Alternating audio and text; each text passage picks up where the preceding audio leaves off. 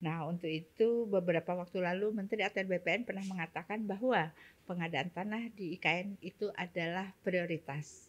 Nah, Mbak Dirjen dalam hal ini adalah Dirjen Pengadaan Tanah. Apa perannya Mbak Dirjen dalam pengadaan tanah di lokasi IKN ini?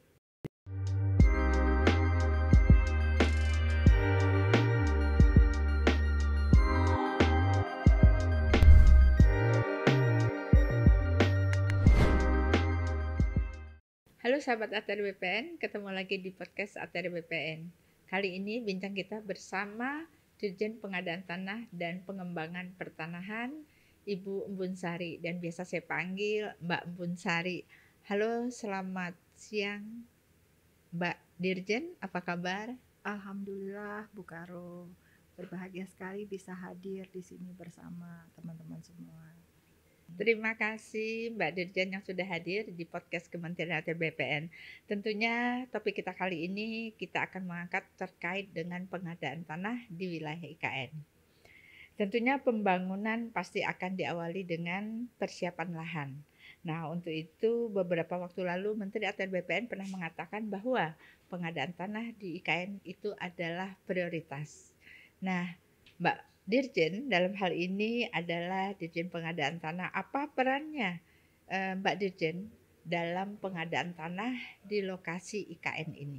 Baik Mbak Karo, jadi kalau Kementerian ATR BPN kita menyelenggarakan urusan pemerintahan di bidang pertanahan. Kementerian ATR BPN itu wajib memastikan tanah tersedia bukan hanya untuk IKN tetapi juga untuk keseluruhan infrastruktur pembangunan di negara kita.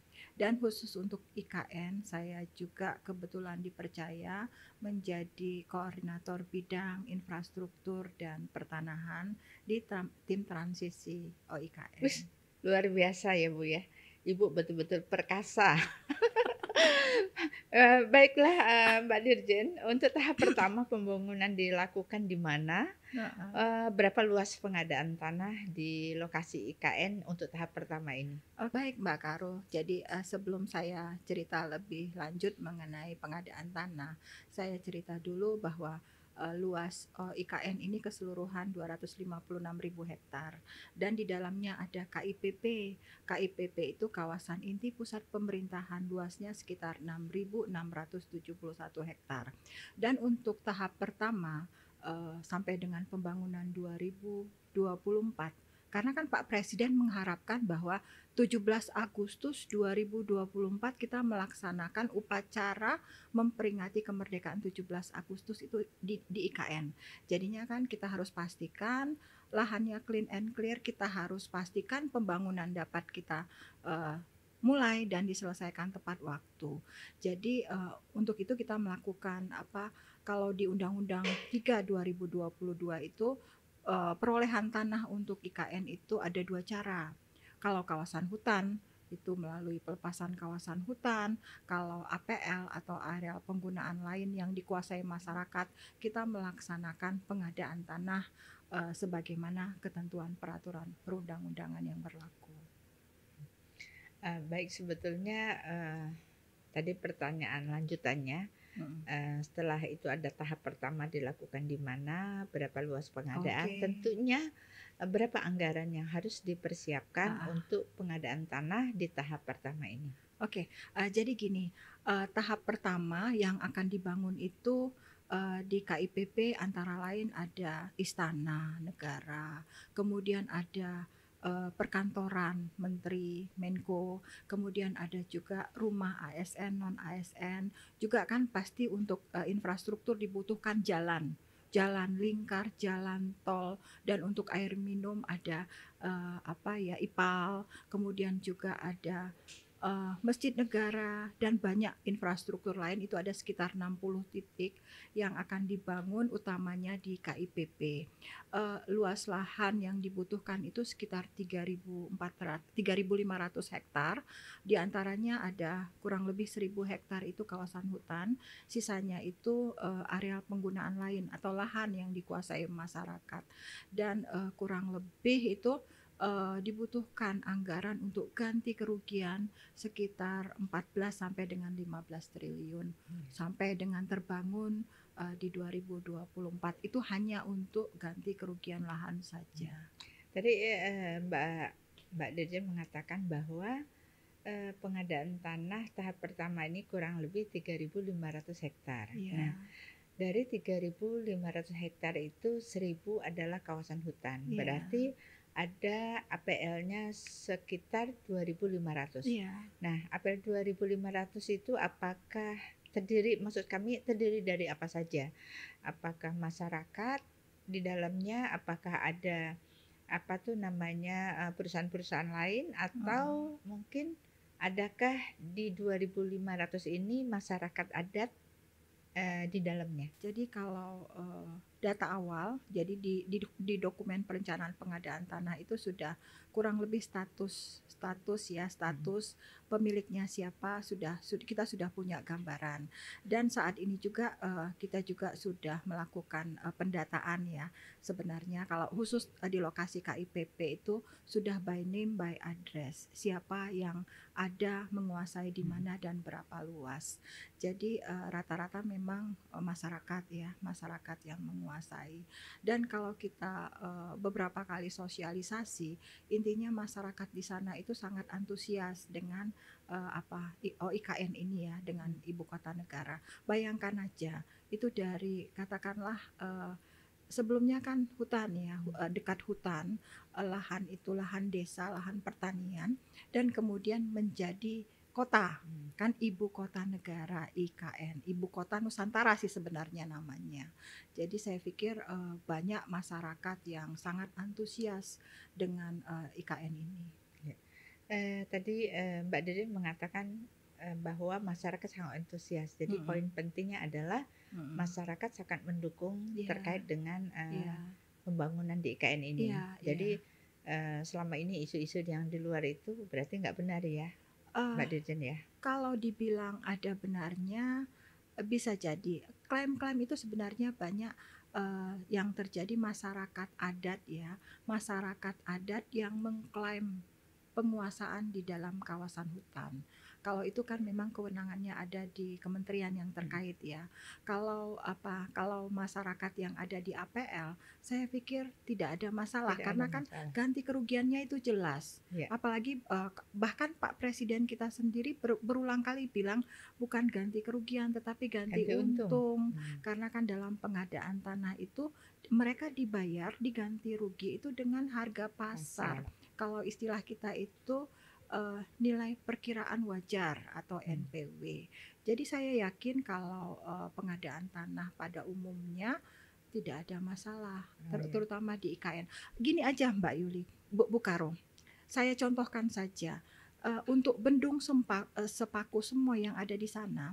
Sebelum ada kegiatan rencana Bendung Sepaku Semoy, itu NJOP itu 2.000 per meter. 2.000 per meter. Begitu kita melaksanakan pengadaan tanah di Bendung Sepaku Semoy itu nilai NPW tadi, nilai ganti kerugian tadi berkisar 35.000 sampai dengan 77.000 per meter. Itu tanah saja berapa kali lipat ya? Itu. Luar biasa kan? Luar biasa. Itu mendadak banyak yang jadi orang kaya, banyak yang jadi miliuner dengan itu. Itu baru Bendung Sepaku semua yang belum masuk IKN. Kalau sekarang IKN, sekarang aja kemarin kita sudah lihat harganya berkisar 650.000 sampai dengan 1 juta per meter. Per meternya. Padahal rata-rata mempunyai luas berapa ya? Ya beragam sih, tapi itu di atas 5.000 sampai dengan 2 hektar. Luasnya karena sebagian besar itu lahan pertanian. Lahan pertanian di Penajam Pasir Utara itu sebagian besar lahan pertanian. Akan tetapi memang kalau sudah mengarah ke Balikpapan ya sudah lebih masif ya penggunaannya. Baik, berarti yang kita tangkap di sini adalah bahwa masyarakat senang, masyarakat mendukung, di mana ganti rugi ini adalah ganti untung ya. Jadi pengadaan tanah ini memberikan harga yang cukup baik lah untuk penggantian dari negara. Nah, dalam pelaksanaan sosialisasi kemarin, apakah 100% masyarakatnya itu tidak ada yang protes, 100% menerima ganti rugi dalam bentuk uang? Apakah ada masyarakat yang mungkin tidak mau dipindahkan atau masyarakatnya ingin dipindahkan dengan di lahan yang lain yang harus disiapkan oleh pemerintah? Hmm. Seperti apa? Oke, Bu Karo. Jadi, kalau kita bilang 100% setuju ya rasanya hampir tidak mungkin ya. Makanya kan Undang-Undang 2 2012 itu kan untuk mengantisipasi bahwa memang ada, beberapa pihak yang tidak setuju. Jadinya kan masyarakat kita ini mohon maaf lah kalau saya sedikit, nyeleneh dan bercanda. Jadi kalau sudah dapat, 500 sudah harga Pengennya? bagus pengennya 1.000. Kalau dikasih 1.000 kenapa enggak sejuta sekalian? Iya. Jadinya kan memang, ada 1, 2 masyarakat kita yang, mohon maaf kalau bahasa saya agak kasar kurang-kurangan. Eee, tapi kembali lagi kalau di pengadaan tanah itu kan bentuk ganti kerugian itu bisa uang, bisa tanah pengganti, bisa juga, relokasi dibangunkan kembali rumah atau juga bisa bentuk lain yang disepakati. Dalam hal ini juga kita bisa mengantisipasi. Misalnya warga tetap ingin relokasi atau dapat, tanah pengganti, itu kita coba akan siapkan tanah pengganti, kita carikan lokasi yang nggak jauh-jauh dari IKN. Misalnya ingin tetap menjadi warganya IKN, jadi bisa. Makanya, kembali lagi, yang terpenting adalah, yang terpokok adalah bagaimana kita sosialisasi. Kalau di pengadaan tanah itu nanti ada konsultasi publik ya, yang kita kenal konsultasi publik, dan itu kita akan menyampaikan tujuan daripada pengadaan tanah ini ke masyarakat dan lokasi-lokasi mana yang akan terkena nantinya. Ternyata sudah banyak yang dilakukan di lapangan ya, Mbak Dirjen. Mm-mm. Nah, kira-kira pada saat pelaksanaan di lapangan dalam proses pengadaan tanah ini, apa kendala-kendala yang dihadapi oleh tim pengadaan tanah? Ya, yang pertama adalah yang kami lakukan adalah menyatukan persepsi ya, karena ini hal yang baru, bukan hanya untuk masyarakat, tetapi juga kita selaku pelaksana. Dan dalam pengadaan tanah itu kan banyak yang terkait. Yang utama di sini adalah pertama harus dipastikan dulu rencana induknya bagaimana, rincian rencana induknya di mana. Setelah itu pasti, kalau istilahnya adalah RDTR-nya, di mana mau bangun apa dan berapa luas.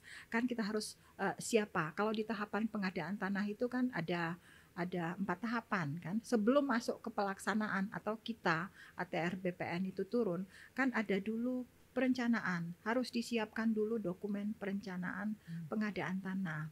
Dan kalau berdasarkan undang-undang, dokumen ini harus disiapkan oleh Pemrakarsa. Pemrakarsa adalah instansi yang membutuhkan tanah, bukan ATR BPN. Kemudian juga selanjutnya persiapan. Persiapan ini mulai dari verifikasi dokumen perencanaan pengadaan tanah tadi sampai konsultasi publik, kan menyampaikan ke publik sampai dengan keluar kesepakatan publik dan penlog. Itu dilaksanakan oleh pemerintah daerah. Kalau dalam IKN berarti kan itu Otoritas otorita. IKN. Nah, hal-hal itu kan juga bukan hanya masyarakat, berarti kita juga harus mensosialisasikan ke semua yang terkait. Juga harus dipastikan juga anggarannya ada apa tidak. Kalau masyarakat nggak dibayar, di mana sih yang mau masyarakat kehilangan tanahnya tidak dibayar?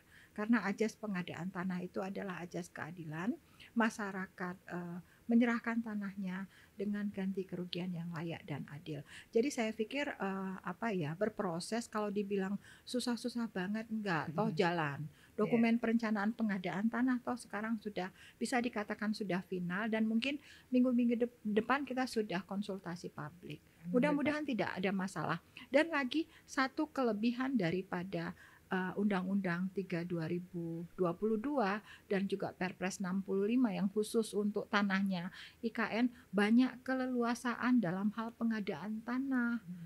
Jadi kalau memang dimungkinkan B2B, ya B2B.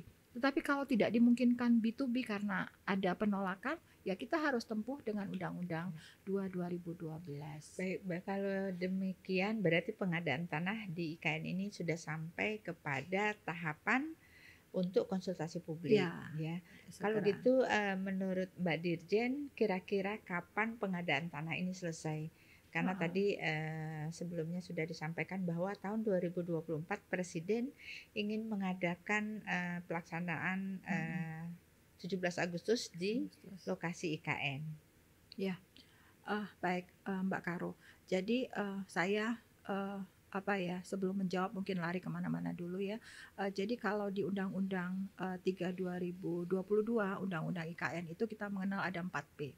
4P itu persiapan, pembangunan, pemindahan, dan penyelenggaraan.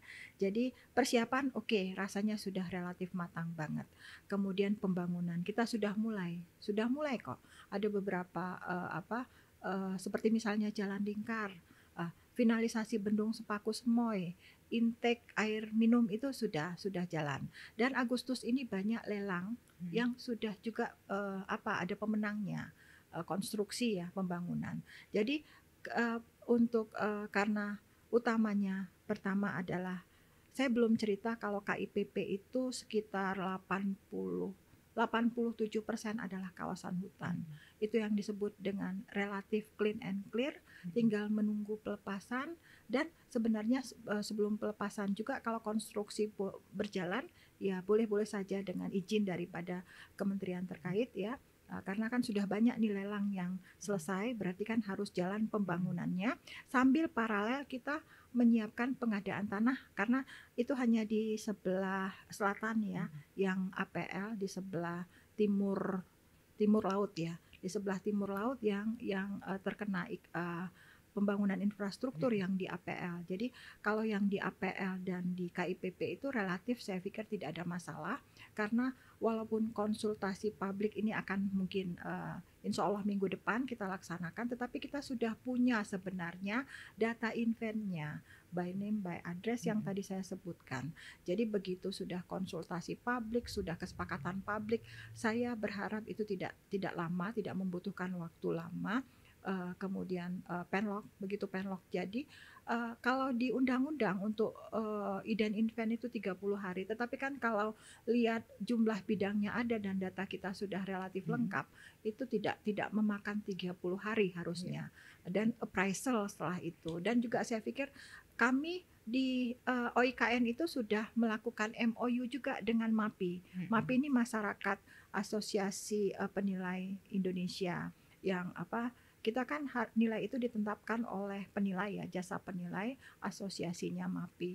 Kita sudah koordinasi intens. Jadi saya pikir insya Allah semuanya dapat berjalan dengan segera, dan sebelum akhir tahun diharapkan sudah beres. Sudah selesai. Berarti dari penjelasan tadi bahwa pelaksanaan pengadaan tanah di IKN sampai saat ini berjalan sesuai dengan time schedule-nya ya. Nah, sudah itu sampai saat ini juga belum ada pengadaan tanah yang kita bayar karena baru batas inventarisasi, dan mungkin minggu depan baru masuk ke konsultasi publik, baru nanti ada penilaian dan tahapan-tahapan selanjutnya. Nah, paling cepat kira-kira kapan pelaksanaan pembayaran?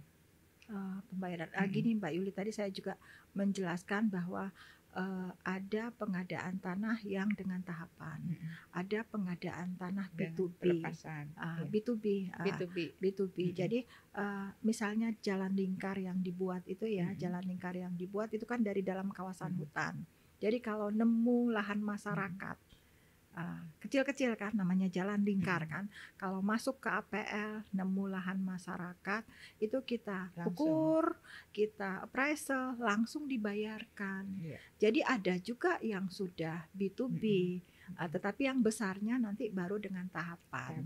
Jadi pengadaan tanah tidak menghambat pembangunan infrastruktur. Di Ya. beberapa tempat ada yang sudah selesai dengan B2B, karena sebelumnya juga kan ada yang sudah selesai juga yang Bendung Sepaku Hmm. Semoy.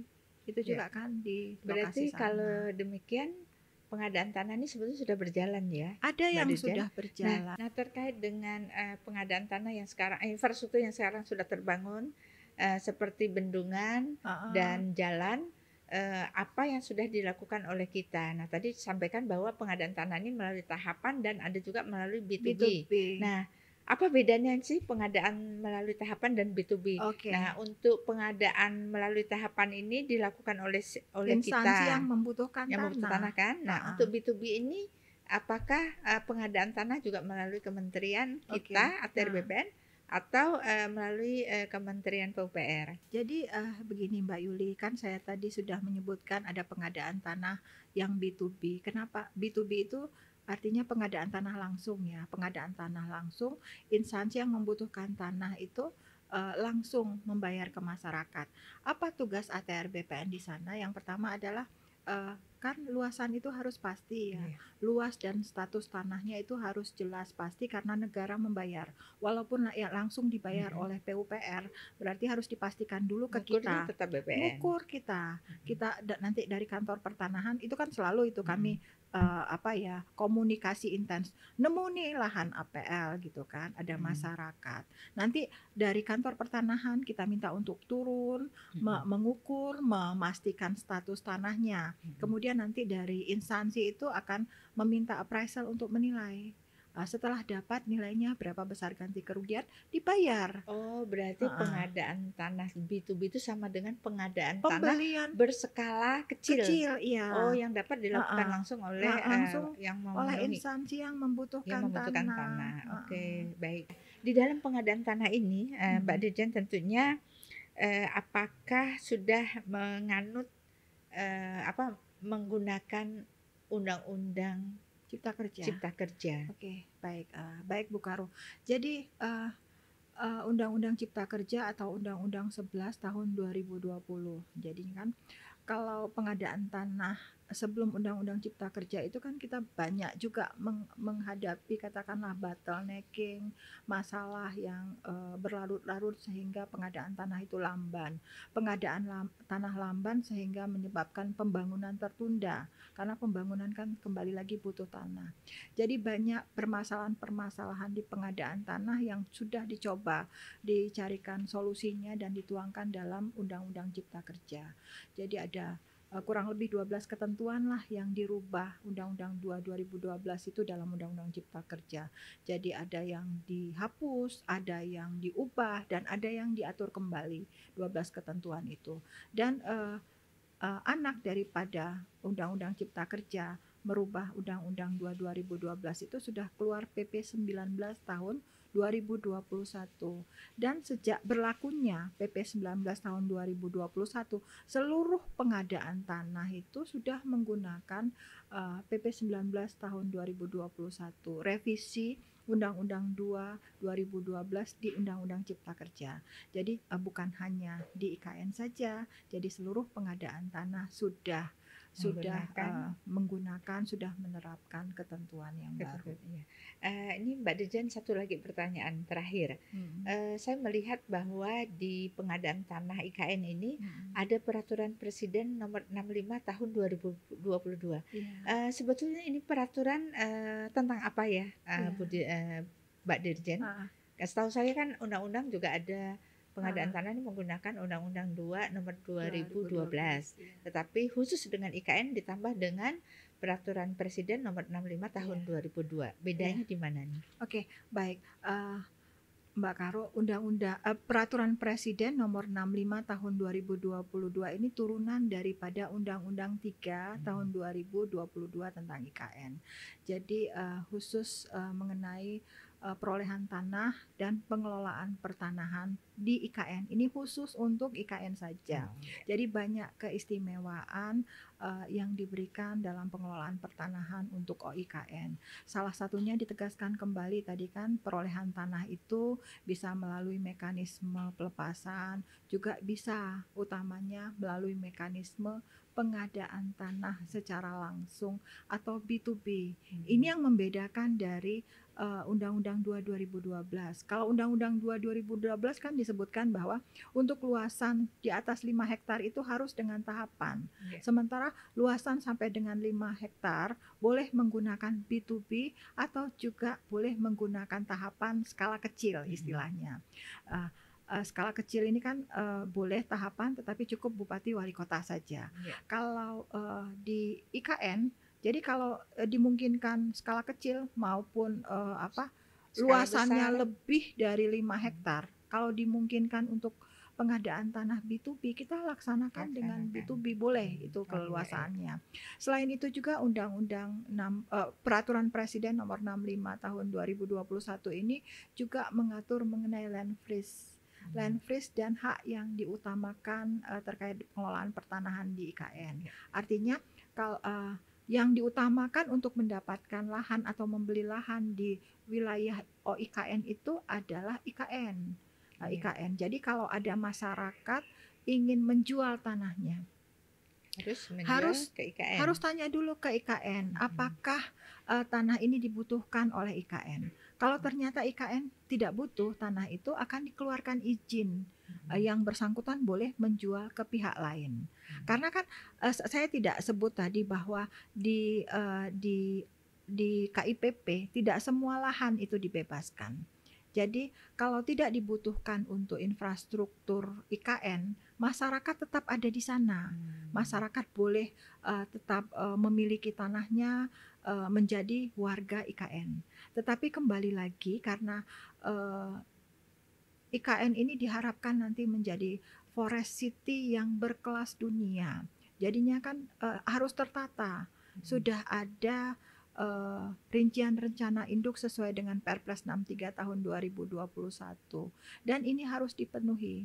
Jadi masyarakat kepemilikan tanah di sana itu harus direvitalisasi.